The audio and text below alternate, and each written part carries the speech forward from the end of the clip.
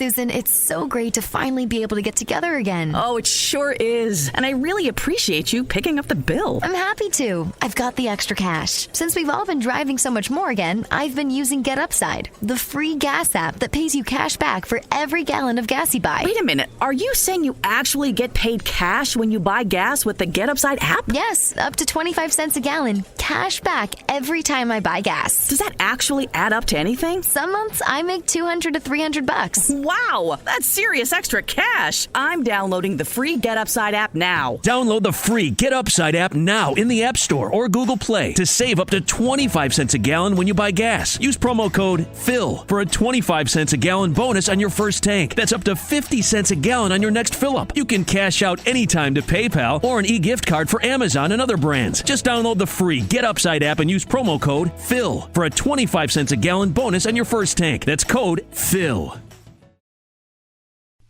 The following is a Hoop Ball presentation.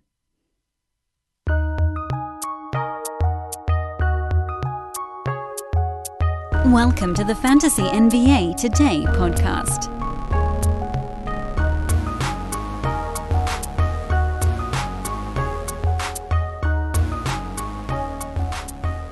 We got another great one for you today, folks. Happy Thursday and welcome to Fantasy NBA Today. We have a guest coming up in just a couple of minutes that I don't know how long you guys have been playing fantasy sports. I know that I've talked about how I'm at about 20 years now. And the person we're going to talk to on today's show is a first-time guest of the podcast, someone that I've been reading basically since he started writing about it, which is, I don't think, the full 20 years, but probably in the neighborhood of like 15, if I had to guess. And you'll just have to wait and find out. It's a little bit of a secret at this point, because I didn't tease it. I didn't know that it was going to be on today's show. I wasn't sure exactly when this thing was going to get released. But, yeah, so that's coming up today. I want to open today's show the way we've been doing from time to time, and that is to kind of deep dive a particular player and try to figure out what it really means for them. And one of the guys that, you know, first of all, I released my Dan Besbris Old Man Squad for Hoopball subscribers yesterday. I posted it in Discord. It's not available on the Hoopball website. It's not available on social media yet. The subscribers have asked for it, and I think that generally they probably earn getting it a few days beforehand. The rest of you will see the D-bombs by the end of the weekend. So if you have a very late draft, that'll still be useful for you. And if you've been listening to the podcast, you know already who I like. If you've been paying attention, you know already. But I want to actually take one of those guys out and explain why they're on the list. And you can probably then extrapolate to who else might be on the list. The D-bombs this year, by the way, that stands for the Dan Besbris Old Man Squad. It's a silly acronym, and they're not all old players, but they often are. They often are. Not all, but many. And it has to do with guys who tend to have sort of fantasy unappealing stat sets, but then end up with a much higher ranking than people realize, either because of a sort of a combination of efficiency. People don't pay attention to percentages very closely. People don't pay attention to turnovers very closely. Defensive stats often get overlooked. And basically everything besides points and assists, for the most part. You don't, of course, then, with that in mind, see that many high scorers on the Dan Besbris Old Man Squad. And in general, you don't see that many high assist guys, although there's a couple that are not terrible in that particular department, and certain ones get different bumps. There are 3 categories in the Dan Besbris Old Man Squad this year. There's the before 100 ADP free fallers, which is sort of the traditional Old Man Squad, guys that are getting drafted in pretty much every league, but too late. Category number 2 is a category called the risky roto per game plays. Guys that are extraordinarily risky, but in a roto games cap league are ridiculous values because of their per game upside. And the after 100 upsiders, the guys that I think have an opportunity to really make a giant leap forward this year with some caveats and various strings attached. And those are the guys that I think the dudes in Discord were probably looking for, the guy who was Dan targeting in like rounds 8 and beyond, basically. But today on the show, I want to start by breaking down, I don't think I even give you a traditional welcome to the podcast yet, but I want to break down one of the before 100 ADP free fallers and try to explain why these guys end up on that list. So one of those names on that list is Draymond Green. And it's almost like he was created for the Dan Besbris Old Man Squad, but hadn't made the list all that often, largely because he's always in the mix for Defensive Player of the Year. He's a well-known name. He was on teams that won championships. He's sort of one of the NBA's heels, so to speak, the guy who loves to play act the bad guy. Even though very clearly these guys all get along great, and he's sort of one of the brains of the NBA in that, like he's on LeBron's show, or he was on LeBron's show, and he's the guy that gives all the really interesting interviews, and he's on the TNT panel, and so then he goes out and he plays the heel. Draymond Green is on the Dan Besbris Old Man Squad, because finally he's been on a team that hasn't made playoff noise in a while. He's been kind of out of the spotlight, even if he finds his way into studios and still does TV shows and interviews and things like that. But from a basketball standpoint, his team hasn't been in the spotlight as much. I honestly believe that's why Steph Curry wasn't, at least before the Kyrie Irving news, moved James Harden up into that top tier. It's why I believe Steph Curry wasn't the consensus number 2. Because the Warriors just haven't been in the spotlight the way they were in the past. Nikola Jokic, number 1, he was the damn MVP. Harden, always in the spotlight. Brooklyn, drama, MVP race, Houston, whatever. All those years. 8-cat fantasy juggernaut. Steph was hurt a little bit. Year and change in there. He was dinged up. And then he was good last year again. But I don't want to talk about Steph. I'm here to talk about Draymond Green at the front end of this show. His ADP right now is 61.4, which seems pretty damn accurate based on the fact that last year he was number 58 on a per-game basis in 9 category leagues, which, by the way, relatively high turnovers. So it's not like he's getting a big turnover bump in 9 categories. In fact, he's actually seeing a slight ding on his numbers. Average 7 points, 7 boards, 9 assists, 1.7 steals, 0.8 blocks, 44.7% from the field, abandoned his backpack-wearing three-point stroke, and 79.5% at the free throw line, but he didn't take any. So, the volume stuff for Draymond is basically inconsequential. The fact that he wasn't a good shooter from the field meant nothing because he took only 6 shots per game. The only way that matters is if he's making 2 or 4 or anything on either side of that. Like if he was shooting 33% or worse, it would be a negative impact, or 67% or better, it'd be a positive impact. But anywhere pretty much in between those, you kind of don't care. Susan, it's so great to finally be able to get together again. Oh, it sure is. And I really appreciate you picking up the bill. I'm happy to. I've got the extra cash. Since we've all been driving so much more again, I've been using Get Upside, the free gas app that pays you cash back for every gallon of gas you buy. Wait a minute. Are you saying you actually get paid cash when you buy gas with the Get Upside app? Yes, up to 25 cents a gallon. Cash back every time I buy gas. Does that actually add up to anything? Some months I make $200 to $300. Wow, that's serious extra cash. I'm downloading the free Get Upside app now. Download the free Get Upside app now in the App Store or Google Play to save up to 25 cents a gallon when you buy gas. Use promo code PHIL for a 25 cents a gallon bonus on your first tank. That's up to 50 cents a gallon on your next fill-up. You can cash out anytime to PayPal or an e-gift card for Amazon and other brands. Just download the free Get Upside app and use promo code PHIL for a 25 cents a gallon bonus on your first tank. That's code PHIL. So it hurts you in points, he hurts you in threes, and he actually hurt you in turnovers last year. And you could say, oh, well, the field goal, but again, field goal percent was pretty much net neutral because he didn't take any. Positive impact, rebounds, assists, steals, ever so slightly positive impact in blocks, although we'd like to see that one get a little bit higher. However, the point of this discussion is actually to illuminate the fact that Draymond got off to a terrible start last year. If you look at his first month and a half of last season, Draymond Green was not even inside the top 200. It was an horrendous start to the year. If you look at the first 2 months of the season, he barely starts to claw into the picture at all. At that point, he's number 147. 5 points, 5.7 rebounds, 8 assists. Some of the rebounding stuff was because they were just insisting on trying James Wiseman and Draymond at power forward, and it was not good. He also shot 67.5% at the free throw line, which, again, not a big deal. But look, what did I just tell you? If he's really only making 2 out of his 6 shots per game, suddenly field goal percent does become a negative, and he was basically making 2 out of 6 shots at this point. But, again, we've now lumped part of his resurgence into our first chunk of time. If you go from the first month and a half of the season, which was late December to early February, and you wipe that out and just go early February to end of season, which was May the 16th, what Draymond Green was that? Well, things changed a little bit. He was number 23 over those last basically 45 games of the year.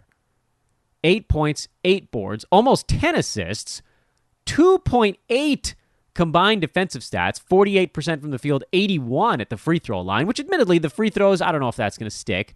And the 48% from the field, probably not going to stick. But those don't really matter. That doesn't move him almost at all because he doesn't take any shots.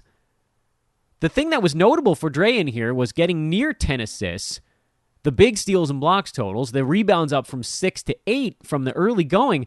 That's the stuff that made him a second rounder over that stretch.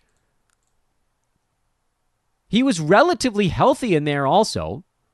There are a couple teams that had like 50 games. Warriors had like 49 or 50, and he played. Or no, I think the Warriors had like 48 games in there, and he missed a couple. But what are we talking about here? Like missed about 8% of their games. But by totals, he was actually number 18 over that stretch. Ahead of freaking Bam Adebayo, who's, you guys know, one of my targets. He missed his games over that stretch, by the way. Nikola Jokic, still your number 1 guy running away at that point. Dame was number 3. Jimmy Butler was number 4. Remember, Jimmy missed most of his games closer to the beginning of the year. Chris Paul was number 6 in there. Cat was number 8. So he was actually back on track a little bit. Jonas Valanciunas was number 10. Michael Porter Jr. was number 12 by totals in there. But again, okay, forget totals for a minute. We can go back to per game averages. That's what everybody prefers anyway, especially if you're looking at Roto, you're chasing upside. Draymond Green was number 23 over that stretch. I'd like to point out some of the players he was ahead of over the last 3 months of the season on a per game basis. He was ahead of Freddie Van Vliet, Michael Porter Jr., Donovan Mitchell, Zach LaVine, LeBron James, Julius Randle, Paul George. Yeah, I was scrolling down the list to see if any other interesting names popped up. Luka Doncic, smoked him. Luka was number 59 over the last 3 months last year because he shot a high volume 69% of the free throw line. 59, Luka. 3 months, that's not a small sample size. Why is Draymond Green on the Dan Besbris Sold Man squad? Because he doesn't score. And so he's getting drafted at the end of the 5th round, beginning of the 6th sometimes.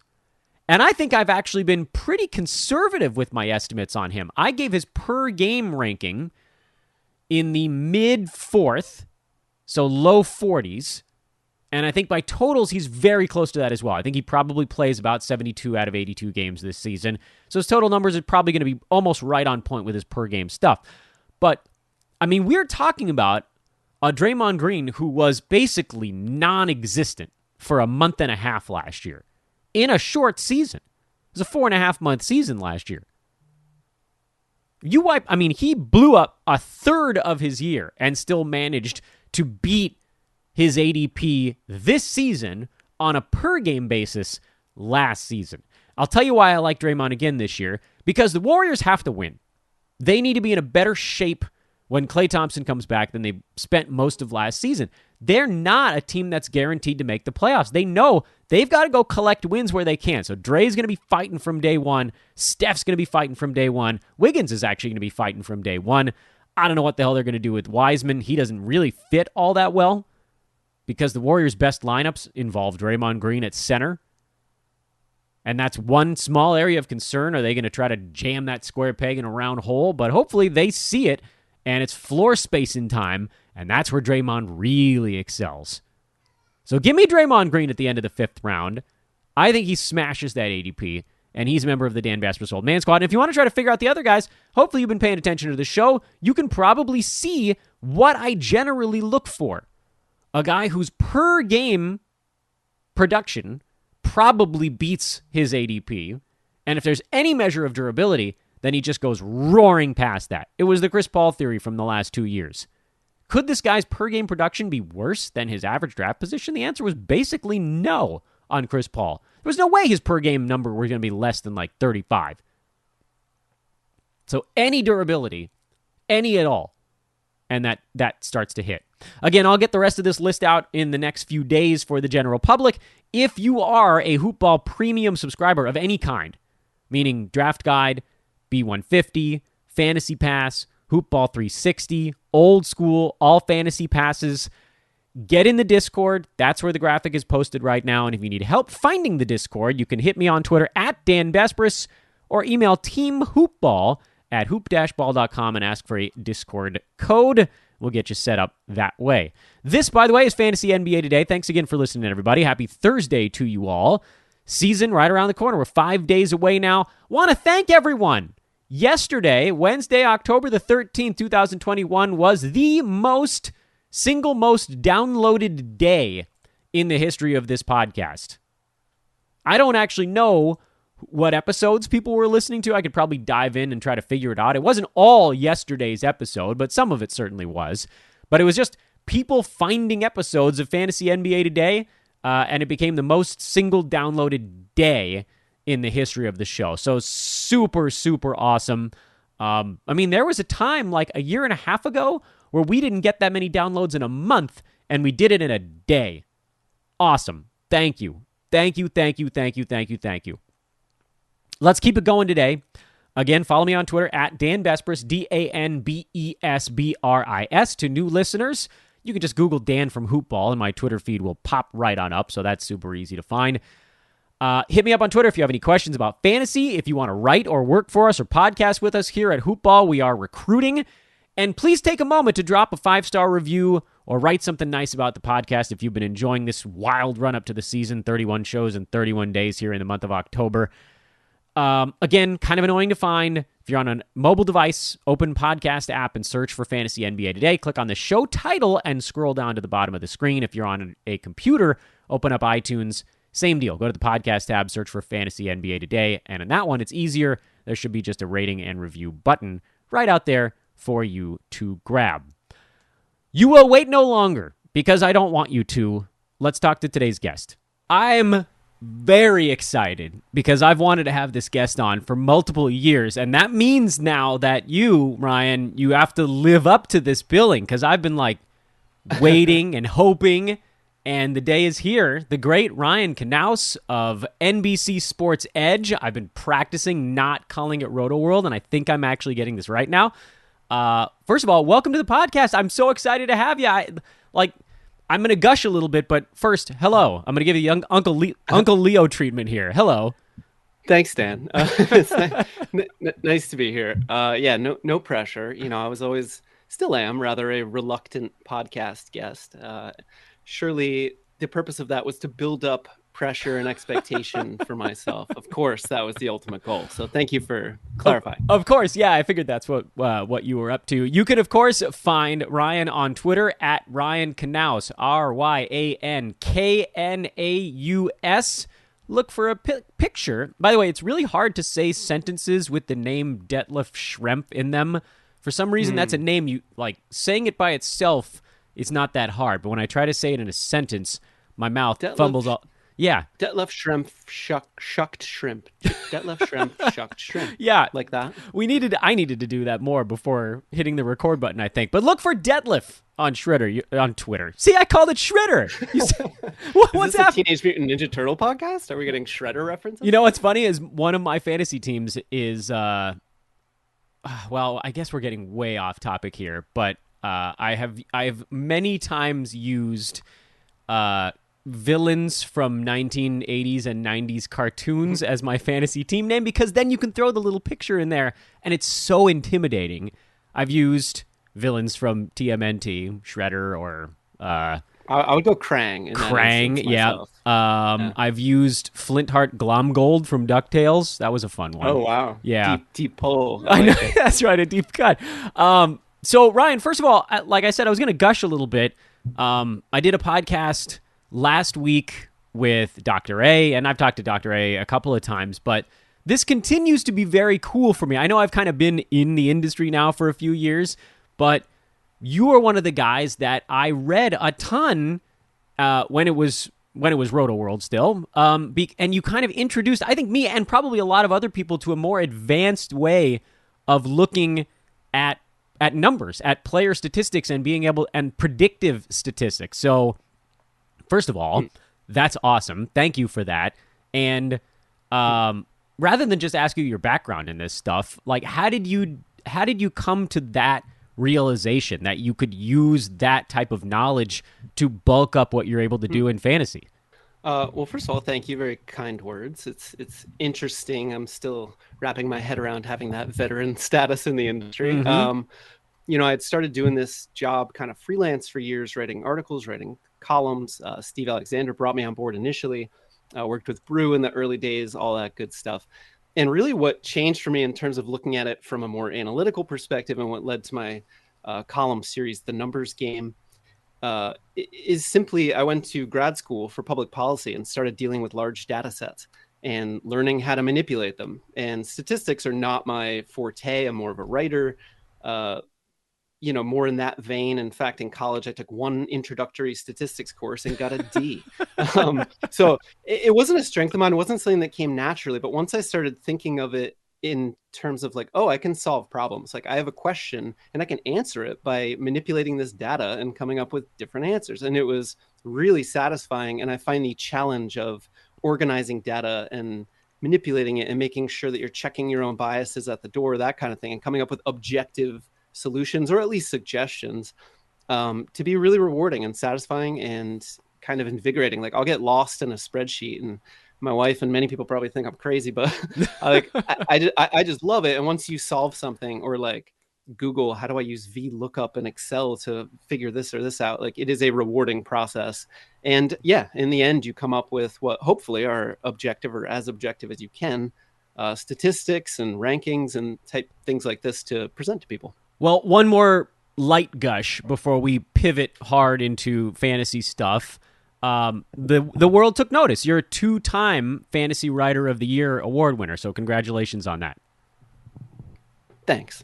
You got it, man. Okay, so now taking this unique approach, because I think, at least, I mean, I don't know, I didn't see anybody doing it before you, but I think you are sort of the pioneer in that. Where does that, and you can talk about this from a this year perspective or even more of a broader overview.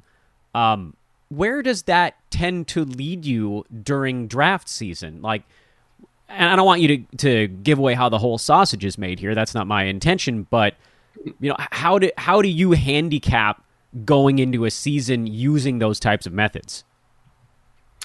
It's a great question. And I mean, I'm happy to give away as much information as I can. In fact, currently I have a spreadsheet that has rankings and projections for 270 plus people.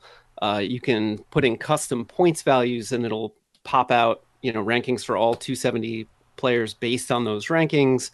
It's all based on Z-scores. So I'm trying to implement everything I've learned and the best way to analyze data and then present it in a way that someone just drafting their first fantasy team could look at this and see a list of players and sort it by their league type and have a solution. Or That's if awesome. you're a veteran fantasy player and you want to go super deep, you can tweak how many projected games Joel Embiid is going to play or how many minutes Trae Young might get. Or there's a custom column for just like a growth percentage, I call it. So if you think that the new rule against offensive players leaning in and drawing fouls, especially on the perimeter, is going to really hurt Trae Young, you could maybe dock him a couple percentage points. So based on his production last year, he'll dip. So all these different ways to customize it. And once you do, it automatically updates the entire spreadsheet. So this is the first year I've taken it to that level, and it's sort of a culmination of things I've done. Some of the analyses I've done are just kind of one-off things, like what is the correlation between usage and fantasy value? How does it differ from 8-cat to 9-cat in obvious ways because of turnovers? But things like that, like which categories are scarcest? It turns out blocks and assists, maybe that's intuitive to people. They think that, but then to see it objectively and to know, and actually blocks are slightly scarcer or whatever it might be. All of those can be very powerful in terms of building a team. Combining them is super difficult, right? Like there's no one solution because I hold my plans very lightly going into drafts. So despite having done all this research and having all these concepts at hand, it still doesn't lead me to like, I will draft this way, right? Right. I have my rankings and I have certain ideas in my head about what categories we'll be able to find later and what, all these different things.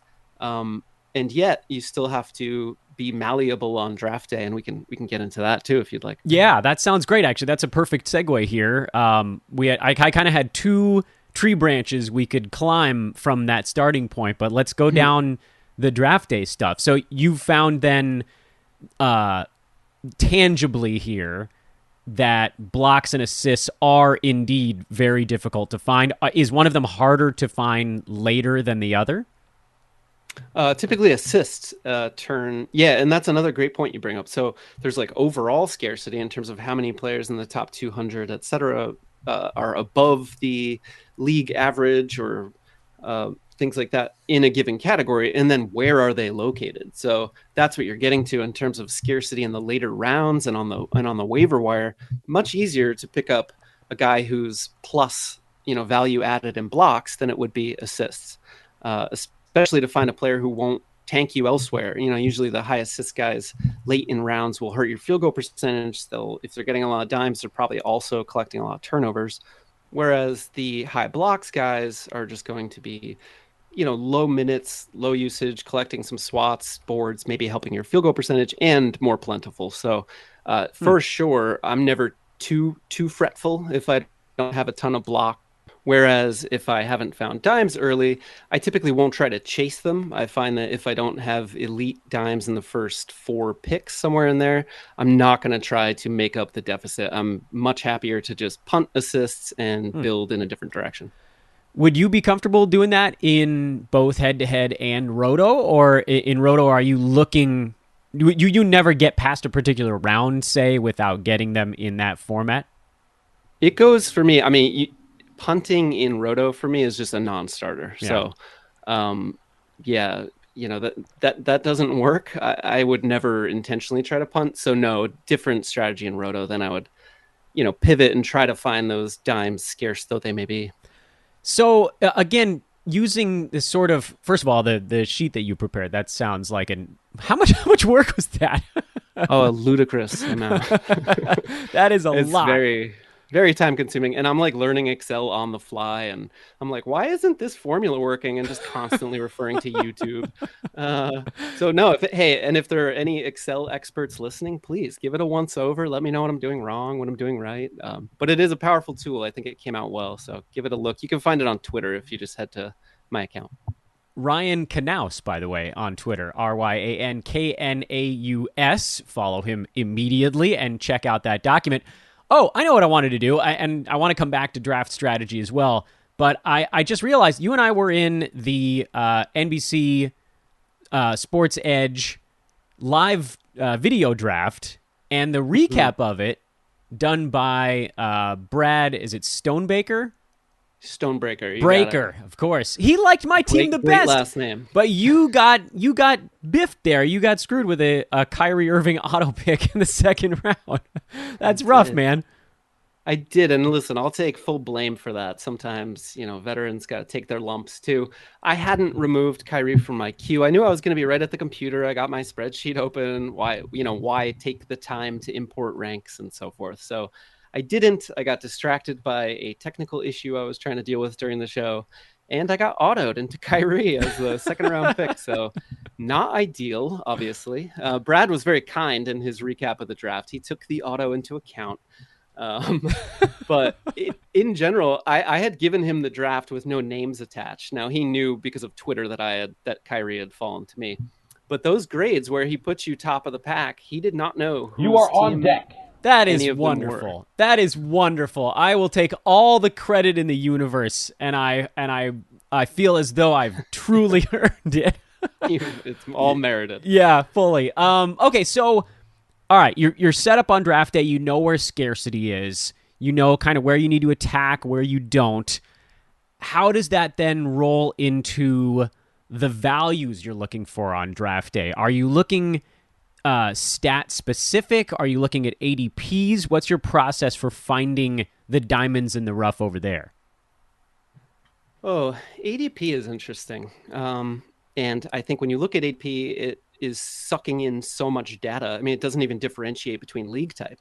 So are people drafting a points league or 8-cat or 9-cat? It doesn't matter on most sites for ADP. It just lumps them together. Generic take. Now, you can compare pre-ranks, if you have your own rankings, and find those values and the guys who might slide to you. And that itself can be quite powerful. But for the most part, I'm kind of ignoring ADP because truly, it's all about preparation for me. So obviously I mentioned the spreadsheet multiple times, but I'll go in and I have my ranks. And then as players are drafted, I remove them from my spreadsheet. I see who's left. Everything's updating automatically. So I know how many assists are left and how many rebounds are left. And a lot of people have targets, especially once the hype train gets rolling and some of these players get bumped up. And, LaMelo Ball is and will be fantastic. But if he's being hyped up into the top 15, I don't see any value there anymore. That may be where he lands, but I'm not getting value added. So, even the guys I love, I don't necessarily target all the time. It depends where other people are viewing them. Yeah, I feel like that's a really good way to break it down.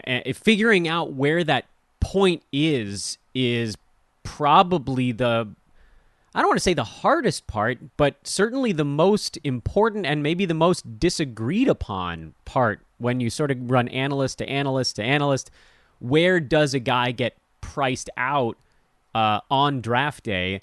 What about, Ryan, what about some of the later guys where you're maybe not worried as much about someone getting priced out? How do you figure out who a late grab might be? For sure.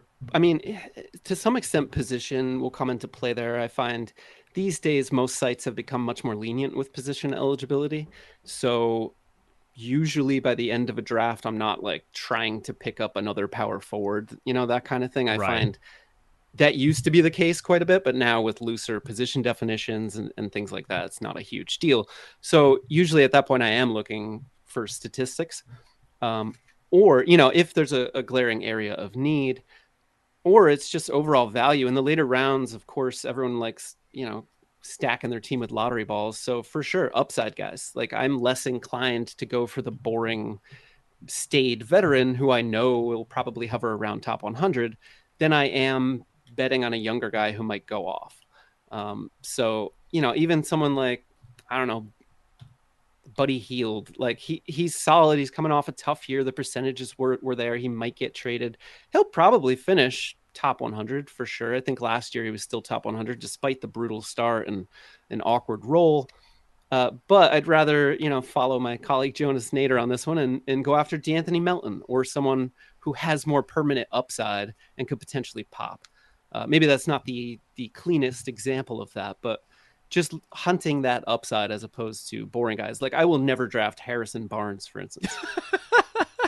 I was in that camp, and then he was not horrible last year, and I thought, well, no, he was pretty good. Career high dimes, I think. He was like career highs almost everywhere. And what he played 37 minutes a game. Like, yeah, it's crazy. Never left the court. He is durable. I'm not trying to hammer on Harry Barnes too much, but no, go ahead, man. He's the oldest. He's just boring, and yeah, despite all those things that I just said, I think he was like top 80. Like it wasn't even that good. No, it was like everything broke perfectly, and he was like number 84 or something like that. Yeah, he? I've called him. I think he's still only like 28 years old. He's got to be the oldest 28-year-old I've ever seen. That seems almost unbelievable. He's taken the title from Derek Favors for a long time. I'm like, this guy has to be 45. And he's like 29. Yeah, Get out of here. I thought that was me. I was supposed to be the oldest young guy. Now I'm just Now I'm just old. I'm no longer an old young guy. I'm just an old man now. So then again, I don't want you to give away the whole farm, but DeAnthony Melton, that sounds like something you're interested in late. We all love DeAnthony Melton. We all wish that Taylor Jenkins would actually play the poor guy. Who's maybe one other? This is fantasy crack for the listeners. Who's Ryan late round target? We can give one away here on the show. We can go. I'll give you more if you want them, but a teammate, I think Desmond Bane is going to be a guy. Oh, interesting. A guy to target. Melton gets more of the heat and the permanent stats and this and that, but I think Bane is well positioned. He's a lights out 3-point shooter on a team that can really use it. He has a chance to start. If he doesn't start, he's going to get a ton of minutes.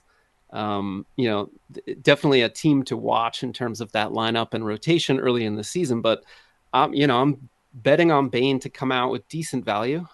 Maybe not a guy who's going to just explode given his role on the team, but just a solid quality guy. Kind of falls, similar to Sadiq Bey, another guy I would also target in the late rounds. Just guys coming off solid seasons whose role should only improve, and we've yet to see their ceiling. I love all those things. No, I don't. I want to give it all away here because I want to make sure people go and follow you on Twitter at Ryan Knaus. They can get the rest going that direction. Let me ask you one more question about the draft, and then I'll let you get back to your day. There has been, and I'm quite guilty of this, a lot of discussion about what to do. Basically, if you have one of the first 4 picks, not necessarily in the first round, but in the second and third, because it seems like this year there's like 6 second rounders and like 18 third rounders. Mm-hmm. What do you like doing in the 21 to say 28 range in there? Who are the names you like, and who do you think maybe more importantly people should not be drafting in there?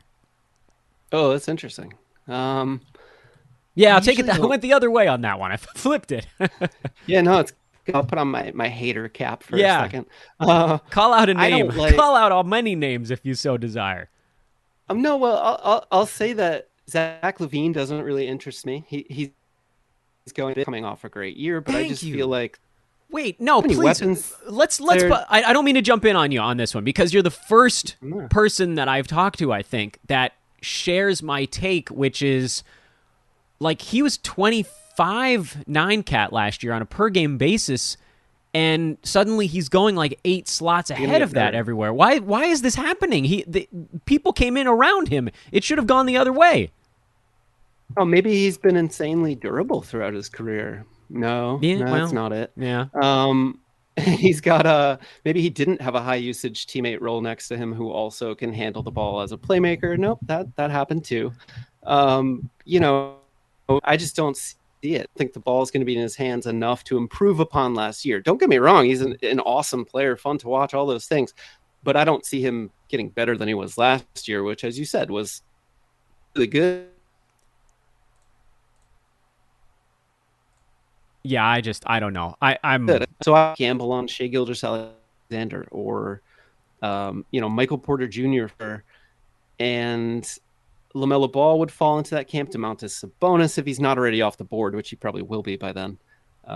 Do you happen to know, like, would Sabonis fall into that camp, or is he a consensus early second rounder at this point? No, I think that he probably falls into the early area of that. I've seen him go anywhere from like 17 to 23. He's probably not going to make it into the second half of that chunk, but yeah, he feels like a nice, safe guy in there. What are your thoughts on Rudy Gobert? I've sort of accidentally become kind of a Rudy Gobert guy this year, only because he's also sort of safely in that area. And again, we were just talking about positional scarcity.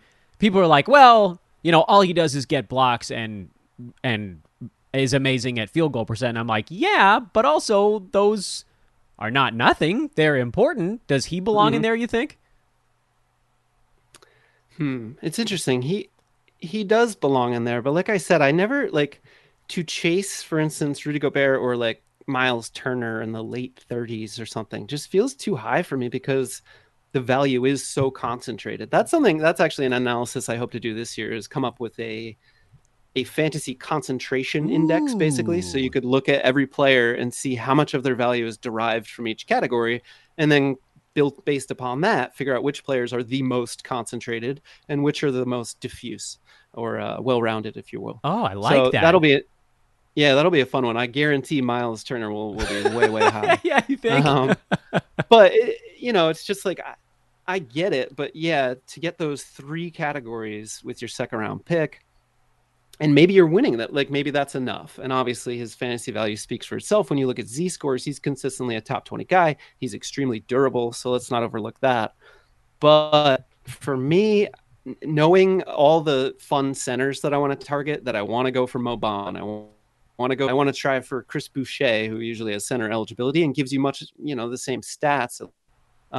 Rudy Gobert. So when I look at the board where he's being drafted, there are more appealing guys at other positions. So it doesn't really do it for me. All right.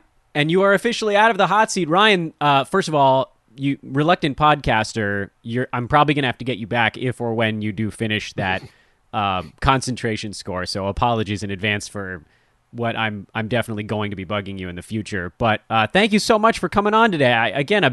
I've been hoping for it for a while, and now you're finally here, and it was glorious. Thanks again. Yeah, it's a lot of fun. Thanks, Dan. Follow him on Twitter. I already told you, Ryan Knaus on Twitter. Maybe you can find out some more of the Ryan Knaus sleepers that I didn't make him give here on the podcast. Ryan, have a wonderful day. We'll talk to you soon. Thanks, Dan. You too. There's a non-zero chance that Ryan Knaus is the smartest man in fantasy sports. Absolute privilege to get to talk to him. I know you guys are probably like, Dan, enough with the groveling, but guys, please try to put yourselves in my shoes here. I know that this is sort of a niche industry. I'm fully aware of that. Fully aware of it. But at the same time, these are the guys like Aaron Brewski, who I work for, Dr. A, Ryan Knaus.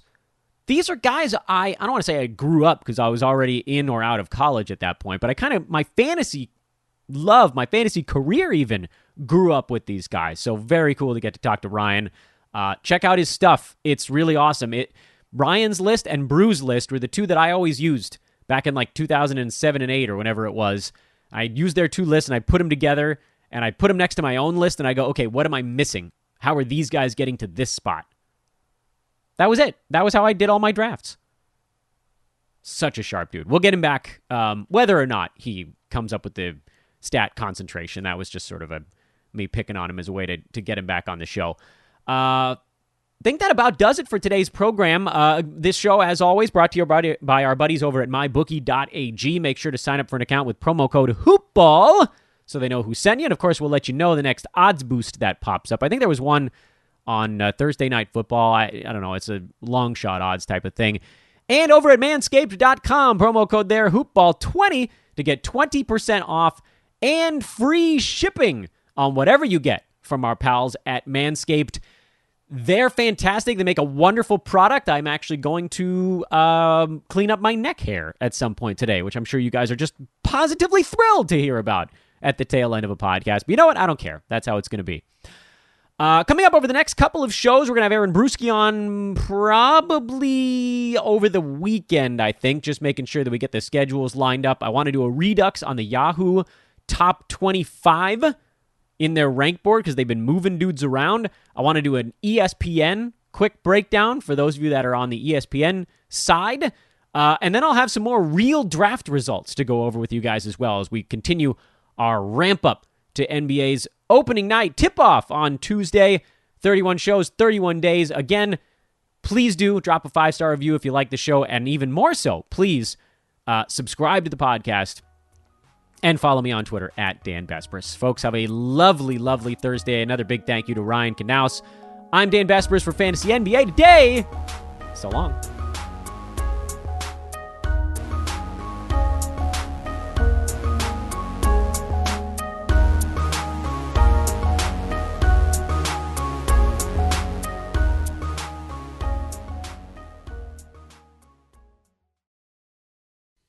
This has been a Hoop Ball presentation.